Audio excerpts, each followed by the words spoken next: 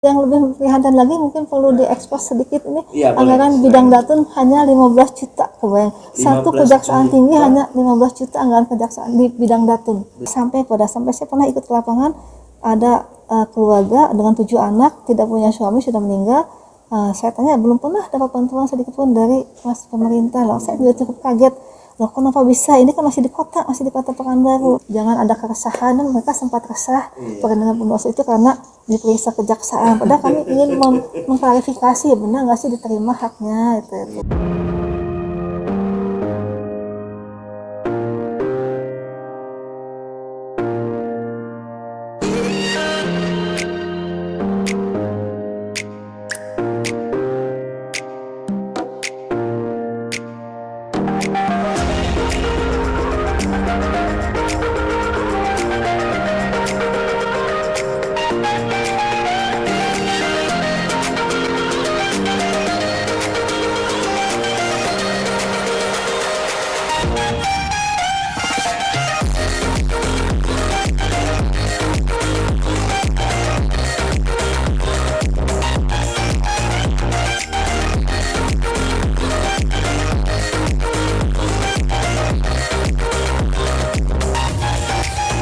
Sahabat Anggaran, momentum 9 Desember Hari Anti Korupsi Sedunia, kita berada di Tugu Integritas.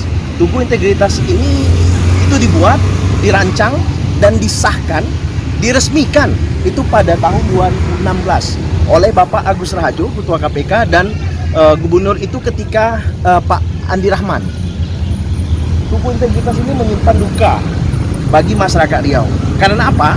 Tugu Integritas ini itu dibuat pada saat momentumnya Hari Anti Korupsi, yang dulunya Riau tahun 2016 menjadi tuan rumah Hari Anti Korupsi Sedunia. Dan ini menjadi sebuah catatan buruk karena dari persoalan tanah sampai pembangunan tugu itu mengalami meninggalkan jejak kasus korupsi. Dan kejaksaan itu berhasil mengungkap dan mentersangkakan serta sudah memvonis Kepala PUPR Bapak Dwi Agus Sumarsono yang ketika itu menjabat sebagai Kepala Dinas PUPR dan beberapa pegawai PPATK-nya. Ini menjadi sebuah simbol dan saat ini banyak dinikmati oleh para anak-anak bermain dan sebagai arena olahraga juga. Tapi perlu diketahui juga, pasca HAKI 2016, bagaimana perkembangan gerakan anti korupsi di Riau. Apakah momentum Tugu Integritas ini bisa mewujudkan dan melahirkan tunas-tunas integritas, atau sebaliknya mengalami kemosrotan atau mengalami kemunduran? Kita bisa mempertanyakannya kepada Kepala Kejaksaan Tinggi Riau. Nanti kita akan bertanya lebih bincang-bincang terkait dengan persoalan penanganan kasus, terkait dengan tren penindakan kasus, dan bagaimana pola pencegahan yang dilakukan oleh Kejaksaan Tinggi. Dinantikan video selanjutnya. Assalamualaikum warahmatullahi wabarakatuh. Selamat siang sahabat anggaran kita. Kali ini kita bersama Ibu Mia. Kalau teman-teman mengetahui, mengikuti YouTube-nya Kejati, nah inilah Ibu Mia-nya. Kita ingin mempertanya Bu, soal ya sebentar lagi kan kita memperingati momentum Hari Anti Korupsi tanggal 9 Desember 2016 itu dulu pernah Riau menjadi tuan rumah sampai membuat Tugu Integritas. Nah sebelum itu kita sapa dulu deh Bu Mia. Assalamualaikum Bu Mia. Waalaikumsalam warahmatullahi wabarakatuh. Iya. Selamat sore sahabat-sahabat semua dan juga seluruh dari Citra. Senang sekali bisa bertemu dengan semuanya. Iya. Mungkin saya lebih bebas bicara di buka masker. Boleh ya Bu ya, saya izin. Saya pakai di situ. Iya. Ya, saya ingin tanya profil Ibu dulu ya. Kalau tidak salah saya baca-baca sedikit kilas balik Ibu ya. 2018 Ibu dilantik jadi Kepala Kejaksaan. 2019 ya Bu ya. Dulunya kalau tidak salah saya wakil Bu ya, wakil Kejaksaan.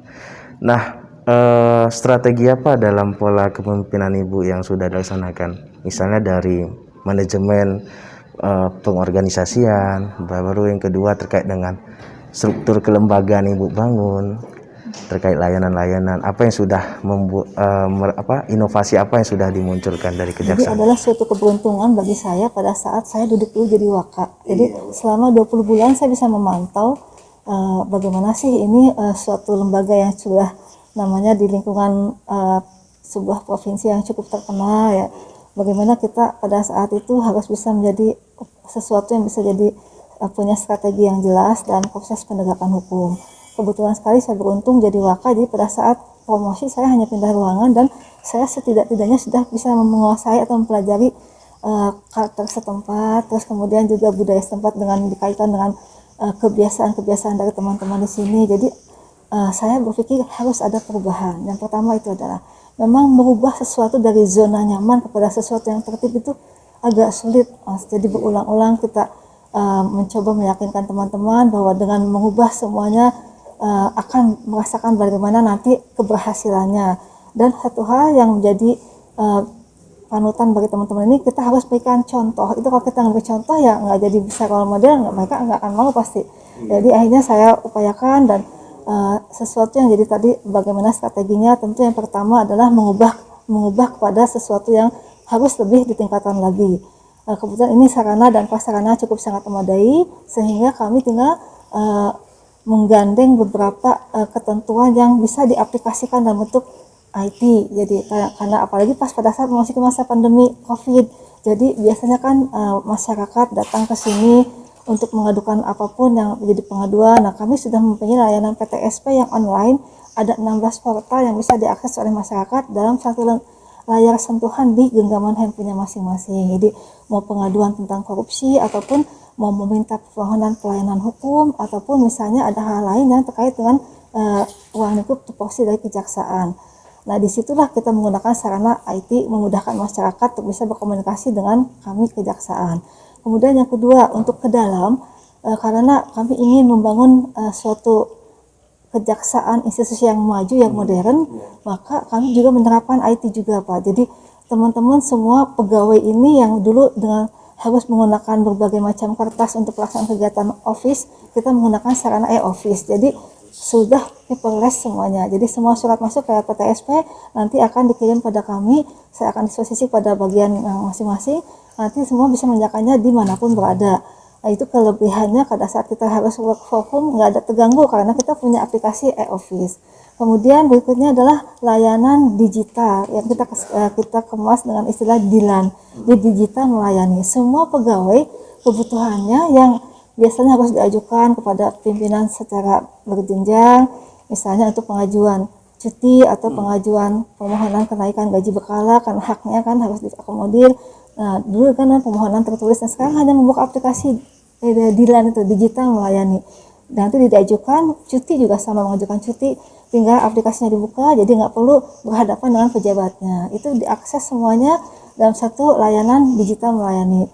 Kemudian misalnya kalau dalam e-office kan semuanya struktur yang dalam organisasi punya jabatan. Tetapi misalnya ada jaksa fungsional yang punya, kami beri tugas atau disposisi pada yang bersangkutan untuk melaksanakan suatu pekerjaan dari surat yang kami masuk kepada kami.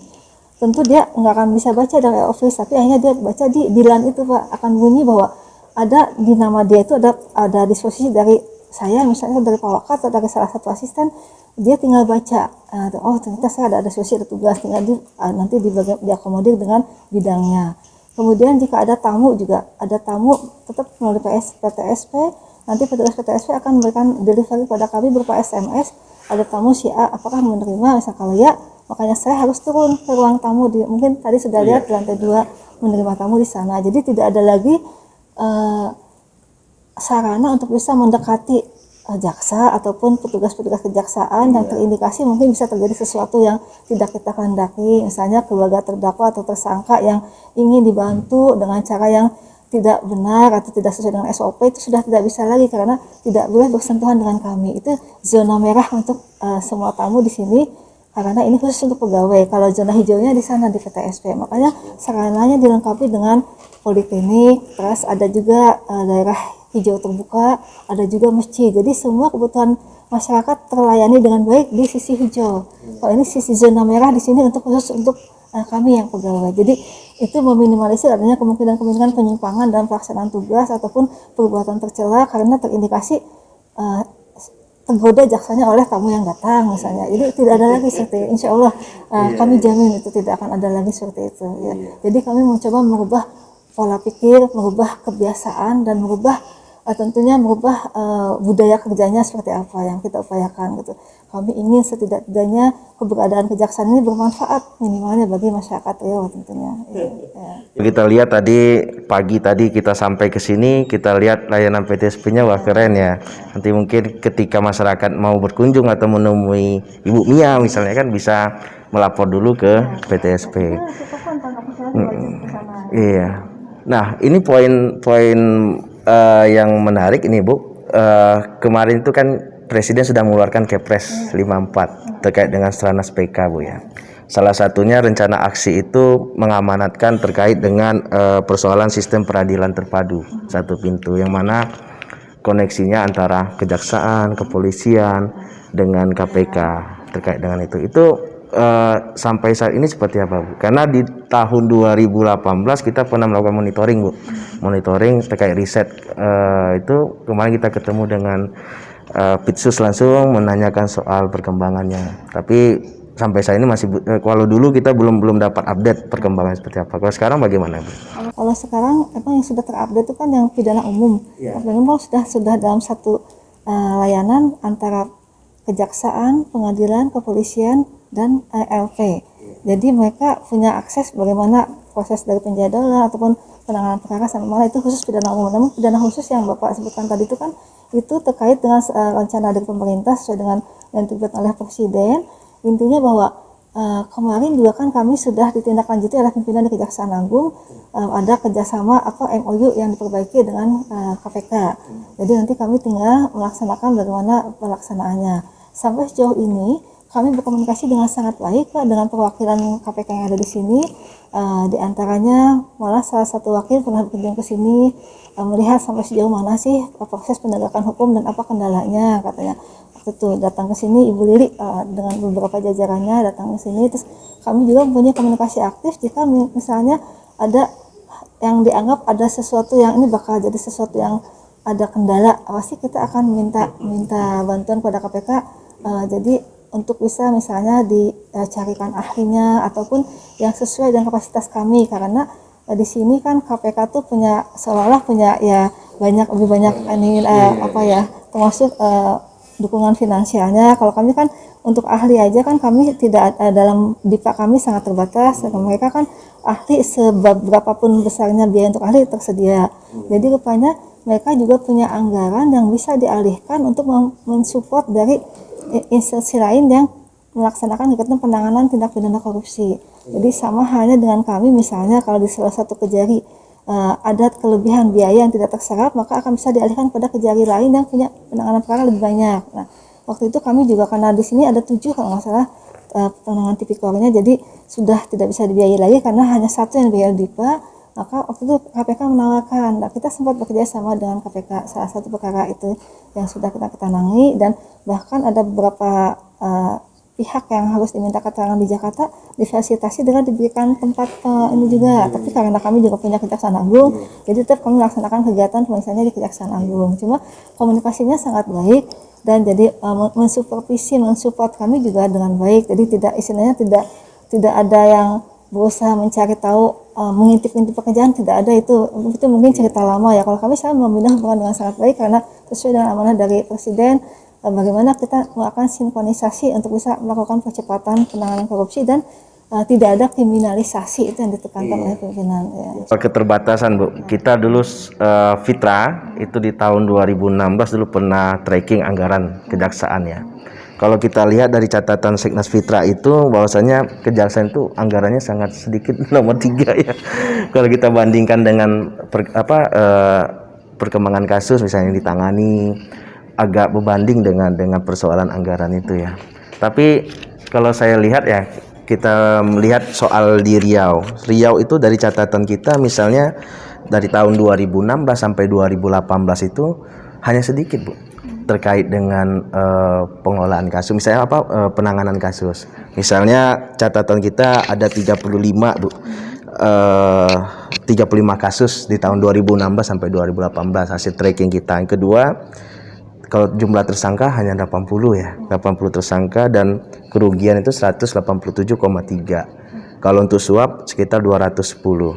Kalau kita totalkan untuk Riau, ada kejaksaan, kepolisian, dengan KPK itu kerugian negara itu 365,6 miliar.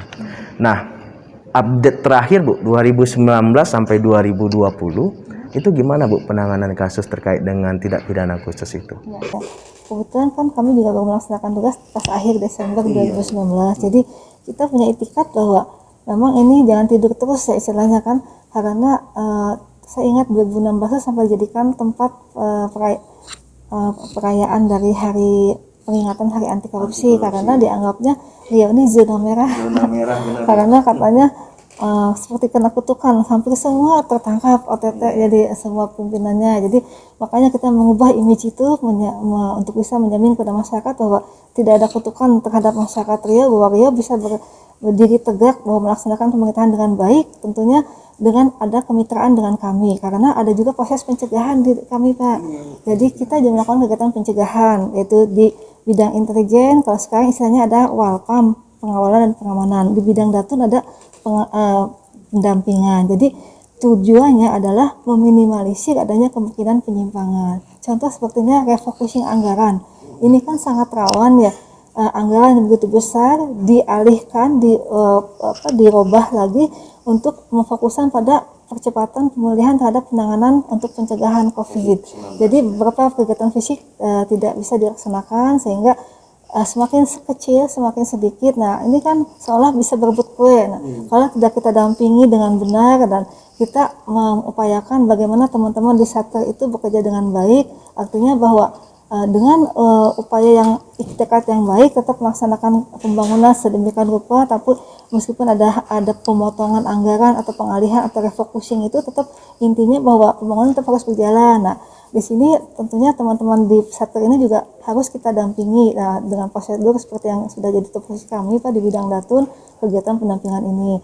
Nah, itulah tugas kami, meminimalisir adanya pencegahan, dan alhamdulillah mereka tuh tahu bahwa apalagi dalam keadaan COVID ini kan Pak, seperti pasal 2 ayat 2 dalam keadaan tertentu bisa dipidana mati. Nah, jadi mereka tuh sudah bagaimana beratnya ini. Jadi akhirnya apapun yang dilaksanakan tetap harus sesuai dengan prosedur. Nah, memang secara teknis kami tidak bisa mencampuri, misalnya ini berdasarkan agregat tanah ini ketebalannya berapa mili atau berapa senti atau tapi kami harus bisa melihat dari segi yuridis normatifnya, apakah misalnya pelaksanaan kegiatannya itu dengan benar. Nah, itu kan secara berkala ada peningkatannya, ada, kami hanya melaksanakan kegiatan pendampingan tapi tidak berarti secara teknis mencampuri urusannya. Jadi dari awal sudah kita jaga. Misalnya untuk kegiatan-kegiatan lain, karena di dalam setiap instansi ini ada anggaran yang difokuskan untuk pembelian untuk pertahanan misalnya. Semua membutuhkan alat untuk thermo scanner untuk mengukur suhu badan manusia. Pada saat itu tiba-tiba melonjak jadi 4 juta harganya, padahal harga yang itu di bawah 500.000 kan, 400, 500. Nah, jadi itu kalau mereka hanya beli saja itu juga keliru. Kita harus bisa melihat ada pembandingnya, ada apa, termasuk e-katalog juga. E-katalog itu bukan berarti dibebaskan untuk bisa melihat bagaimana memilih, membuat estimate-nya sesuai dengan yang disodorkan oleh calon yang akan menjadikan distributor. Tidak seperti itu, tapi justru ada bagaimana PPK itu membandingkan dulu dari proses awal, ada harga pembandingnya, mencari yang terbaik dari yang baik, bukan mencari yang terbaik dari yang buruk kan harusnya seperti itu. Jadi ya tetap kualifikasinya tuh harus terjaga. Jadi istilah kami di tempat teman-teman di JPN ini, Jaksa Pengacara Negara, itu memang harus mumpuni menguasai semua ilmu, karena di mana dibutuhkan misalnya pengadaan tentang suatu alat ataupun tentang kegiatan pendampingan dalam pembuatan pembangunan sebuah jalan. Nah, semua harus kita pahami pengetahuannya, artinya bagaimana melakukan kegiatan pendampingan sampai betul-betul lagi bisa terlaksana. Yang sudah sangat berhasil yang dalam JPN adalah pembangunan jalan tol yang ruas 1-4 ini kan kami dampingi dari mulai pembebasan tanahnya. Ya, pembebasan tanahnya itu kan juga ada beberapa masyarakat yang merasa haknya belum terbayarkan, tapi begitu kami lihat ini sudah ada proses alih peralihan hak, ada jual beli. Jadi kalau misalnya meskipun hak punya uang kembali lagi itu termasuk kerugian negara. Jadi jadi hanya ya kita harus jaga itu jangan sampai terjadi sedemikian rupa seperti itu. Jadi itu yang sekecil itu pun harus kita lakukan itu untuk kepentingan pemerintah provinsi Riau tentunya ya. Oke, tadi kalau kita bicara COVID tadi Bu udah nyinggung ya. 474 miliar Provinsi Riau mengeluarkan untuk anggaran COVID. Nah, kemarin kita mendengar kabar buruk Kementerian Sosial kena OTT. Nah, kemungkinan ada nggak indikasi-indikasi tersebut terjadi di Riau? Awal pertama kali COVID itu bermunculan laporan bahwa katanya isi dari paket yang disodorkan oleh Dinas Sosial kepada masyarakat yang terdampak itu nilainya tidak signifikan, ada pengurangan nilai, ada pengurangan kualitas dan kuantitasnya. Setelah kami turun ke lapangan, ternyata itu bantuan dari pihak yang relawan-relawan, jadi bukan dari Dinsos gitu, Dinas Sosial ataupun dari yang punya kewenangan menyalurkan terhadap bantuan tersebut. Nah kemudian akhirnya pemerintah menggandeng kami bersama-sama dengan BPKP. BPKP kan ahli juga membuat perhitungan. Ada aplikasi yang dibuat oleh BPKP, kemudian bisa kita lihat misalnya saya sebagai pihak yang terdampak tinggal mengklik ada itunya sistemnya yang ada di kantor pos, di bank-bank rakyat, BRI atau di cabang-cabang di daerah itu nama saya sudah keluar belum. Jadi semua yang punya hak atau sudah terdaftar sebagai penerima bansos tidak akan bisa dimanipulasi lagi karena sudah dari aplikasi ada BPKP. Nah, tinggal dibaca dilihat misalnya sumbangannya sudah ada masuk. Nah, yang sudah yang sedang kami tangani ini mungkin Bapak juga dengar di seberang sana, di ujung sana ya, itu indikasinya memang dibayarkan tapi terdaftar tercantum dalam biaya pengeluaran atau pengolahan bansos tersebut, namun pada yang masukkan tidak sampai. Jadi ada manipulasi, ada yang fiktif. Nah, yang kita persoalkan bukan masyarakat penerimanya. Kalau misalnya masyarakat penerima kan yang pakai miskin, kelompok belajar, terus orang-orang yang tanpa yang sudah jompos itu punya hak mereka. Tapi ini caranya yang salah, ada yang manipulatif, ada yang fiktif. Nah itu yang sedang kami kejar. Jadi kami juga mohon pada masyarakat khususnya dalam penanganan penanganan dugaan tindak pidana korupsi di Kabupaten Siak itu tidak usah resah, tidak usah khawatir bahwa masyarakat yang penerima ini punya hak untuk bisa menerima.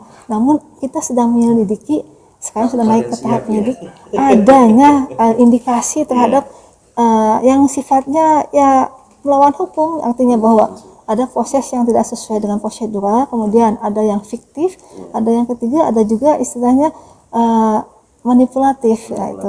Jadi nah memang pada saat kami mulai turun sudah mulai tiba-tiba bermunculan sampailah kepada yang bersangkutan. Jadi ya itulah ada manfaatnya juga, tapi kan tetap proses hukum masih tegakkan. Jadi ya meskipun kemarin kami didatangi oleh Komisi 3 DPR RI mengevaluasi pekerjaan kami, mereka menanyakan kenapa begitu lama. Padahal kalau kami mungkin Bapak teman-teman di Fitas perlu tahu bahwa proses penegakan hukum dalam tindak pidana korupsi ini kan tidak bisa seperti semudah memberikan telapak tangan. Harus minimal ada 2 alat bukti yang cukup yang bisa mengiring seseorang harus bertanggung jawab. Dan kami juga harus peka, jangan sampai mereka yang di bawah yang hanya pelaksana disuruh melakukan malah yang harus jadi beban untuk bertanggung jawab. Makanya itu perlu ketelitian, perlu keseriusan kami. Jadi kami mohon kiranya masyarakat juga bisa memaklumi bahwa kami tidak main-main, kami ingin membaktikan yang terbaik sehingga masyarakat bisa terpuaskan rasa keadilannya. Kan kalau sekarang kan katanya merasa tidak adil karena kok nggak diperiksa, kok nggak ditindak lanjut, itu kan kita nggak boleh membuat suatu kegaduhan dalam arti bahwa kita melaksanakan kegiatan pemeriksaan dan penyidikan secara profesional, tidak ada kepentingan atau kriminalisasi ataupun tidak ada muatan-muatan pesanan orang. Itu paling tidak kita laksanakan. Jadi betul-betul teman-teman sudah saya warning semuanya, alhamdulillah bisa melaksanakan dan ini laporannya berjenjang. Dan pada saat kami melaksanakan kegiatan untuk naik ke tahap penyidikan, tetap kita eksosnya di hadapan pimpinan, di hadapan Pak Jampisus, meskipun secara virtual. Ya begitu kami laksanakan eksos tersebut, ternyata di ACC oleh pimpinan naik ke tahap penyidikan. Nah sekarang sedang tahap penyidikan gitu. Tahap penyidikan untuk kasus bansos Bu ya. Kasus bansos tahap penyidikan, sahabat anggaran kita. Jadi bersabar, bukan berarti kami kok nggak serius kejaksaan banget. padahal ekspediknya baru 29 November kan, baru 2 bulan, tapi dianggap masyarakat sudah bertahun-tahun. Oh mungkin tahun kapan kan? Terus saya juga kurang paham itu. Kalau kami sih memang itu komit dengan apa yang sedang kami lakukan. 80 tersangka catatan kita dari 2016 sampai 2018 itu kejaksaan apresiasi bagi masyarakat ya. Kita mengapresiasi kinerja kejaksaan, salah satunya menangani kasus-kasus bansos dan hibah di Kabupaten Bengkalis. Yang melibatkan sekarang udah divonis Bu ya, bupatinya dulu ya, Pak Ilian Saleh. Nah, sekarang ini kalau kita dengar ya, kasus bansos kan mau munculkan lagi nih Bu. Nah itu gimana Bu? Apakah penanganan perkaranya, kalau ini memang nggak boleh diumumkan, tapi sedikit saja kita mengorek terkait bansos. Ini bahwa kami melaksanakan kegiatan penanganan sesuai dengan SOP dalam penanganan perkara kami, bahwa yang pertama memang kami dalam membuat kegaduhan seperti yang arahan Presiden Jokowi pada semua Kajati, kepala daerah provinsi dan Kapolda waktu pertama kali beliau dilantik untuk jabatan yang kedua itu kan dikumpulkan semua, disentuh. Salah satu arahannya bahwa tidak boleh ada kriminalisasi dan pada saat penentuan tersangka tidak boleh dipublikasi. Jadi yang menentukan bisa diekspos pada saat di persidangan. Ya. Jadi masih ada azas praduga tak bersalah atau presumption of innocence yang perlu kita hargai ya, meskipun sudah tahap penyidikan. Jadi intinya yang penting kami yakin bahwa kami melaksanakan pekerjaan itu untuk bisa terus kita naik ke penyidikan. Nah nanti fight penyidikan untuk ke pemeriksaan di pengadilan dilimpahkan ke pengadilan untuk bisa fight dengan mungkin pengacaranya atau penasihat hukumnya yang bisa mewakili dari pihak yang jadi terdakwa misalnya. Artinya bahwa teman-teman di seluruh masyarakat Riau ini kan kami sering di demo, kenapa nggak lanjut, kenapa nggak diteruskan? Ya tetap kami terbuka, kami nggak mungkin waktu kan apalagi waktu lihat kan masih tertutup. Nah sekarang sudah kita bisa publikasi dengan masyarakat, tapi artinya bahwa kita tidak bisa menjas seseorang jadi tersangka atau apapun. Nanti tetap kita akan upayakan dengan SOP kami, dan juga dalam hal ini tentu kami sangat meminta support dari teman-teman karena kan bagaimanapun ini di sini kebetulan kami hanya melaksanakan tugas proses penegakan hukum, tidak ada kepentingan apapun. Misalnya ada warna merah, hijau, biru, tidak ada sama sekali. Alhamdulillah kami tidak dibebani oleh pimpinan sekarang ini untuk tetap sesuai dengan aturan aja, tidak memihak pada siapapun yang jadi yang dianggap sebagai yang bertanggung jawab untuk melaksanakan proses pelaksanaan pertanggungjawabannya itu harus bertanggung jawab, tidak bisa hanya tumpul ke atas, tajam ke bawah, tidak ada lagi seperti itu. Jadi sebenarnya kehadiran kejaksaan itu kan untuk sebagai pengayom penegak hukum ya. Nah ini ada berapa persoalan juga Bu kalau kita lihat di Riau itu. Misalnya tadi Bu sudah cerita ya soal tapi strategi dalam memerangi korupsi di Riau ini Bu belum ada cerita tadi nih. Bagaimana strateginya? Awalnya memang saya dengan teman-teman di Intel kan punya ini media komunikasi pertama adalah Jaksa Menyapa Jaksa Menyapa di RRI ya. Kita Jaksa Menyapa di RRI dengan giliran. Jadi setiap kajari wajib nanti digilir ada 12 kajari kan untuk bisa menjadi pelaksananya. Di sini kami juga saya terjun sendiri langsung menjadi salah satu pembicara pada saat Jaksa Menyapa menyampaikan materi sesuai yang dimintakan oleh pihak RRI di sana. Jadi di sana teman-teman di RRI itu punya wacana untuk melihat kebutuhan mana yang sedang naik, yang sedang dibutuhkan oleh masyarakat, edukasi yang apa, yang terkait dengan pemasaran apa, sehingga betul-betul berantusias, ada manfaatnya, ada respon yang positif dari masyarakat. Mereka secara aktif ada dialog yang interaktifnya. Terus di TVRI juga sama, ada kegiatan yang sama itu, tapi di TVRI jangkanya hanya sebulan sekali. Itu kan tiap hari Kamis di RRI. Saya juga pernah ikut di sana kegiatannya, di mana di situ pernah disandingkan dengan diantaranya Rektor Unri. Jadi komunikasi bagaimana membuat masyarakat sadar hukum. Contohnya kami juga, saya selaku pembicara pada saat ada event yang luar biasa, ini mungkin dalam sejarah di hadapan 6.000 mahasiswa baru di Unri. Jadi saya masuk ke ini catatan yang pencapaian yang tinggi, rekor muri, karena pengukuhan 6.000 mahasiswa dan adanya proses ini pencerahan terhadap masalah hukum. Kan kalau mahasiswa mungkin harus mereka pada prinsipnya tidak tahu ada aturan itu dibuat untuk dipatuhi, bukan untuk dilanggar. Yang saya contohkan yang sangat sederhana, misalnya membawa pisau, ada jalan tas pada saat kuliah itu pada saat ada razia meskipun tidak digunakan itu masuk unsur memenuhi pasal Undang-Undang Darurat Nomor 12 Tahun 1991, ancaman pidananya sampai 12 tahun. Nah itu mereka kan baru tahu ada itu. Jadi memang kalau ke kampus tidak perlu bawa-bawa pisau atau bawa silet atau apa. Nah lain hanya kalau misalnya saya sebagai tukang daging pasti saya bawa golok kan kemana-mana karena kerjaan saya tukang daging sesuai dengan pekerjaan saya, tidak bisa dipidana itu ya itu jadi mereka baru terperangah kata seperti itu. Jadi ada aturan yang harus dipatuhi oleh mahasiswa-mahasiswa itu. Nah, terus kemudian saya juga ikut aktif jadi pengajar di sana. Jadi saya selalu share pada mereka bahwa secara komunikatif tidak hanya terpaku pada materi pelajaran, tapi saya share semua pengalaman, terus bagaimana proses penegakan hukum dan ancaman pidana yang bisa diterapkan. Jadi akhirnya kita berusaha untuk bisa pada mereka prinsipnya kenali hukum, hindari ancaman hukuman. Hindari ancaman hukuman. Ya, jadi mereka kan senang gitu ya, hanya kan. Terus kemudian juga dengan teman-teman di Intel ada juga diwajibkan semuanya ada program masing-masing Kejari dan di Kejaksaan Tinggi jaksa masuk sekolah. Ya, jadi selain jadi memberikan materi hukum tapi juga berinteraksi dengan adik-adik di sekolah itu kadang-kadang menjadi iruk, nanti langsung masuk kelas menyampaikan materi-materi hukum gitu. Terus terutama di sini yang dianggap cukup tinggi adalah narkoba ya. Kalau mendengarkan ceramah Pak Kapolda yang pengguna narkoba ini luar biasa tingginya angkanya di sini. Dan itu juga salah satu PR bagi kami semua bahwa sekarang kan memang diupayakan untuk penjara tidak penuh, karena bagaimana mengupayakan untuk bisa merehab, tapi kita jangan sampai adanya pasal yang 127 dalam Undang-Undang Narkotika itu bisa dijadikan sesuatu yang tidak baik, misalnya ada bargaining antara si pemakai dengan jaksanya atau dengan penyidiknya. Jadi itu justru kita harus melakukan penegakan hukumnya gitu.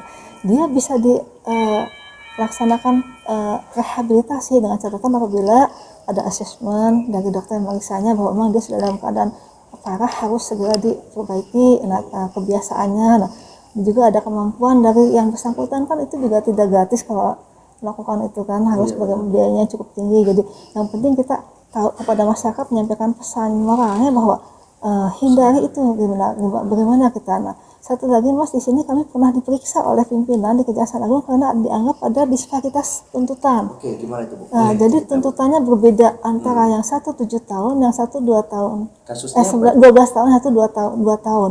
Ternyata kasus narkoba.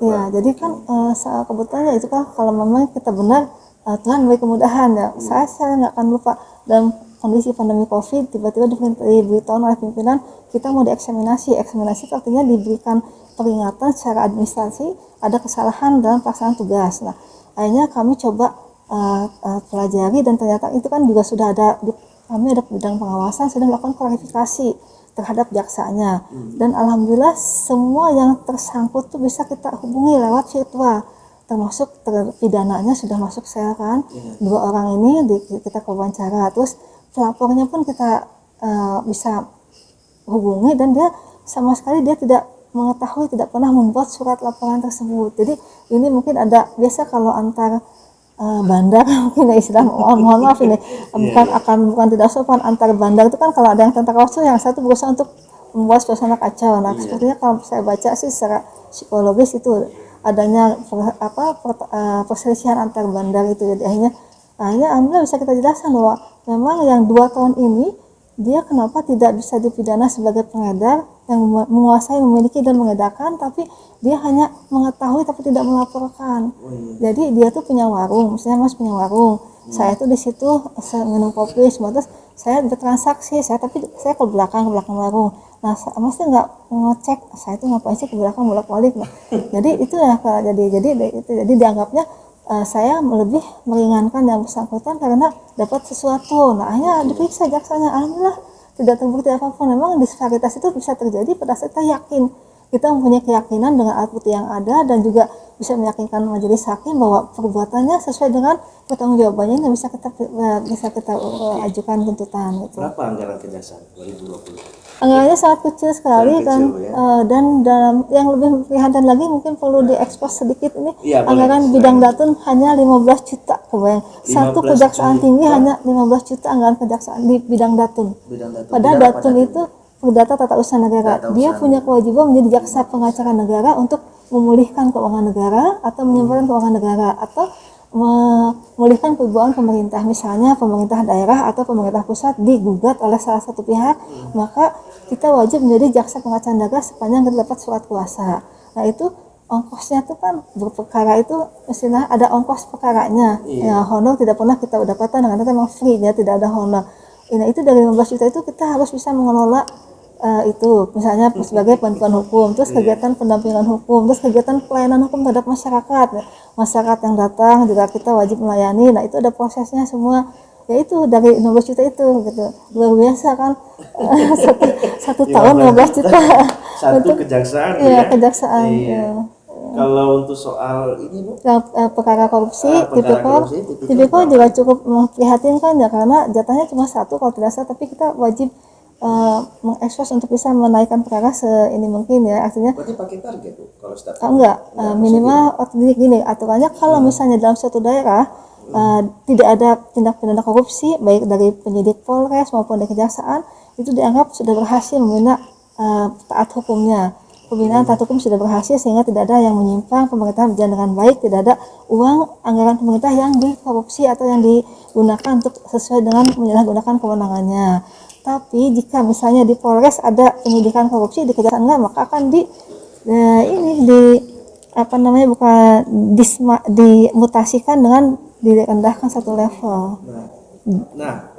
Soal kerugian negara, kalau catatan kita kan sampai sekitar miliaran ya. Nah itu proses pengembalian ke negara itu kejaksaan turut adil. Ya, kalau dalam hal ini kan pada saat tuntutan diajukan itu pasti kita sudah menghitung bagaimana kerugian keuangan negaranya. Jadi dalam tahap penyidikan itu kita sudah berkomunikasi dengan BPK atau BPKP yang punya kewenangan mengaudit. Nanti setelah ada bulat hasilnya, kita ajukan dalam tuntutan kita. Nah, misalnya mengembalikan kerugian keuangan negara sebesar berapa. Nah, ada lagi denda kan, itu bisa juga, atau uang pengganti. Nah, bagaimana kasusnya, kasuistis, jadi bagaimana itu bisa dilakukan. Nah, tapi sekarang misalnya dalam tahap kegiatan penyelidikan, ternyata yang bersangkutan punya itikat baik untuk mengembalikan dan sangat signifikan, misalnya hanya 350 juta, sehingga kalau kita berproses dengan panjang akan lebih merugikan karena menghimpun kembali keuangan negaranya lebih sulit untuk bisa berprosesnya ini. Jadi akhirnya tahap penyelidikan ya Mas, jadi belum ada penetapan tersangka tapi baru calon tersangka, tapi pihak yang terkait yang dianggap sebagai misalnya ada kelebihan bayar atau kita turun ke lapangan ternyata ada volume pekerjaan yang kurang ataupun kualitasnya ternyata kurang sesuai dengan ketebalannya, misalnya kurang 3 cm atau apa mengenai jalan itu, maka kita akan berhitung dengan ahli dari yang berkompeten berapa sih kewenangannya. Kita bilang kepada mereka, misalnya kepada salah satu dinas yang bertanggung jawab, dinas itu mampu mengembalikan, nah itu maka bisa akan diupayakan untuk bisa tidak ditindaklanjuti dengan penyidikan, tapi dengan catatan bahwa betul sekarang dia dalam tahap penyidikan ada itikat baik ya untuk bisa mengembalikan dan juga membangun kembali jalan tersebut. Soal transparansi tadi Bu udah ngomong anggarannya sangat rendah ya kalau untuk soal 15 juta itu apa? Datum ya, 15 bidang juta. tata usaha negara. Nah, ya. Kalau saya cek di websitenya kejaksaan itu bicara soal anggaran belum ada ya. Belum ada ya. Berbeda kalau misalnya kita lihat misalnya Yogo ID misalnya. Kita mau lihat anggaran APBD, DPA. Kalau anggaran sih emang ternyata terbuka ya, karena terbaca dari Bappenas sudah bisa kita akses juga. Kalau masyarakat melakukan akses ya, kita juga bisa, cuma untuk penggunaan anggarannya kami diauditnya oleh BPK kan gitu ya. Jadi gitu sahabat anggaran, kalau misalnya ada masyarakat yang temuan atau pengaduan itu bagaimana prosesnya? Kalau yang ingin langsung datang ke kejaksaan bisa melalui PTSP. Tapi kalau sekarang saya sarankan lebih baik menggunakan aplikasi yang ada 16 portal layanan kepada masyarakat yang bisa dimanfaatkan oleh seluruh masyarakat. Jadi apa yang bisa dipilih nanti mungkin kita bisa tayangkan, nanti bisa di Zoom nanti itunya ditayangkan mengenai layanan-layanannya yang bisa diakses oleh masyarakat dari rumah masing-masing, tidak perlu kemana-mana, tinggal diakses, disampaikan apa yang akan sesuai kebutuhannya, termasuk melaporkan korupsi, melaporkan perbuatan tidak tercela dari atau kesewenang-wenangan dari aparatnya, ataupun dianggap adanya sesuatu yang tidak menerasa keadaan masyarakat, ada semua di situ, ada 16 layanan portal ya. Kalau kalau misalnya ada masyarakat yang ingin melakukan pengaduan, kalau di KPK ada Humas Bu ya, masyarakat. Nah kalau di kejaksaan ada bentuk aplikasi ya. Ada aplikasi. Kalau datang ke sini ada PTSP, Ada PTSP. ya. Nah Ya. itu dilindungi ya kalau. Ya, ada. Oh, itu ada lagi di pengawasan. Di pengawasan. Ya, di pengawasan nanti bisa datang misalnya ke pengawasan, ada itu whistleblower system kan nanti. Jadi dilindungi pelapornya dan nanti dipelajari oleh tim pengawasan, nanti akan dipanggil kembali. Pernah kami tanyakan dalam suatu video yang pelapor itu merasa senang karena dia dipanggil oleh kejaksaan, diklarifikasi. Apa sih yang dilaporkannya? Ada beberapa hal yang mereka teman-teman di pengawasan ingin mengetahui secara langsung. Jadi tidak berhenti menyerahkan laporan, ada komunikasinya, ada juga proses pemanggilannya, tatap mukanya, dan mereka memberikan statement kepuasan waktu itu. Pernah kami tayangkan di video itu. Ya. Nah ini paling penting Bu, bagaimana peran kejaksaan terkait dengan mendukung partisipasi publik dalam kolaborasi. Kalau selama ini kalau kita lihat kejaksaan itu sudah membangun mitra terkait dengan salah satunya kejaksaan terlibat dalam Forkompinda ya. Nah kalau dalam masyarakat gimana Bu untuk kolaborasinya, partisipasi? Pertama, yang pada saat kejadian musibah pandemi ini kami mempunyai empati yang luar biasa pada masyarakat. Saya bekerja sama secara pribadi mencari informasi dengan teman-teman dari relawan COVID. Kemudian kami juga menghimpun tenaga, menghimpun dana yang bisa kami sisihkan dari semua teman-teman Kejari ada 12 dan juga kami di sini. Lalu kami memberikan paket sembako, terus memberikan juga beberapa kebutuhan sehari-hari yang dibutuhkan oleh masyarakat, tapi yang betul-betul datanya real yang diterima dari teman-teman relawan COVID. Mohon maaf, bukan kita nggak percaya sama pemerintah ya, tapi kan kita ingin tahu datanya real betul. Jadi pertama 1000 paket kita ini kan distribusikan, nanti teman-teman dari relawan COVID ngasih tahu di sini titik-titiknya Bu. Jadi betul sampai saya pernah ikut ke lapangan, ada keluarga dengan 7 anak tidak punya suami, sudah meninggal. Saya tanya, belum pernah dapat bantuan sedikit pun dari mas pemerintah. Loh, saya juga cukup kaget, loh kenapa bisa, ini kan masih di kota Pekanbaru, tapi agak ke pinggir gitu. Jadi itulah keberuntungan kita pada saat kita turun ke lapangan dan bersama-sama dengan orang yang tepat, itu teman-teman dari relawan COVID yang mencari data yang betul-betul datanya aktual gitu, dan secara faktual memang perlu dibantu. Nah kan kadang-kadang kalau kita dropping ataupun dapat info atau data dari yang kurang bisa bertanggung jawabkan, kan kita juga nggak yakin ya, kadang-kadang mungkin hanya untuk keluarganya atau tetangganya. Kalau kami yakin itu kemarin betul-betul bisa sampai pada yang berhak, dan itu suatu kegembiraan bagi kami, bisa dengan harapan bisa bermanfaat. Gitu. Ya terima kasih Ibu Mia, di lain waktu kita bisa ngobrol lagi seputar persoalan kasus korupsi, kasus narkoba dan lain-lain. Pada intinya kita mengetahui bahwasannya ada berapa problem ya terkait dengan COVID ya, COVID yang harus kita pantau. Ada kisi-kisi Bu terkait dengan kan hubungan besok hari anti korupsi nih Bu. Soal COVID gimana nih Bu?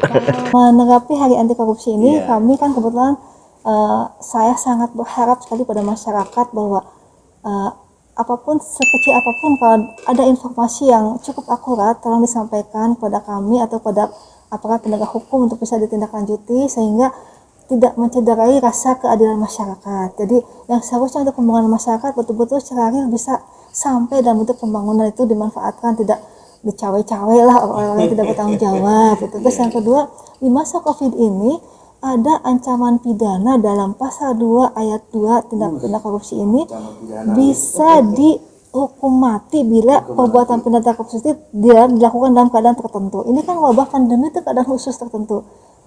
Jadi kalau tipikal terjadi perbuatan korupsi, ada fakta, ada unsur pendukung, ada perbuatan melawan hukum, ada bukti, di masa pandemi itu bisa ancaman pidana mati Pak, karena keadaannya dalam keadaan khusus, keadaan tertentu seperti pasal 2 ayat 2 tersebut. Jadi tolong hati-hati, laksanakan amanah dengan baik, dan kami siap mendampingi. Kejaksaan terbuka untuk bisa bekerja sama dengan siapapun. Di sini betul-betul istilah kami gratis tanpa dipungut biaya untuk kegiatan-kegiatan berkaitan dengan masalah penegakan hukum, pelaporannya pun kegiatan pendampingannya, dan juga pada masyarakat yang mungkin memantau atau mengevaluasi pekerjaan kami, mohon kiranya bisa dimaklumi bahwa menangani perkara tindak pidana korupsi tidak seperti semudah membalikan telapak tangan. Ada proses yang harus kami jalankan, dan insya Allah kami tetap amanah melaksanakan kegiatan penyidikan ini yang tadi Bapak sudah sampaikan, bansos yang luar biasa jadi menggema sampai kemana-mana ya.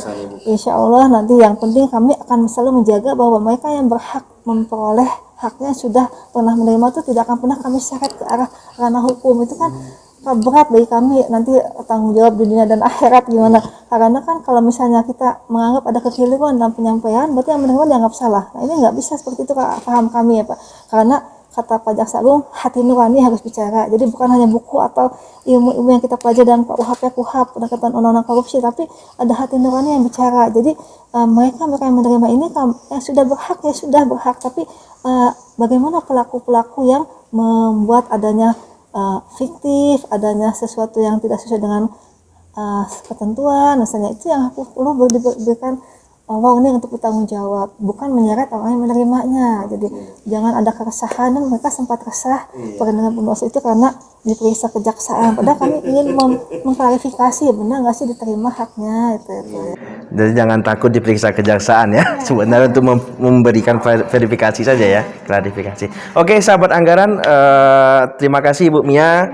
Nanti kita mungkin bisa berdiskusi lebih lanjut soal korupsi dan soal narkoba dan lain-lain.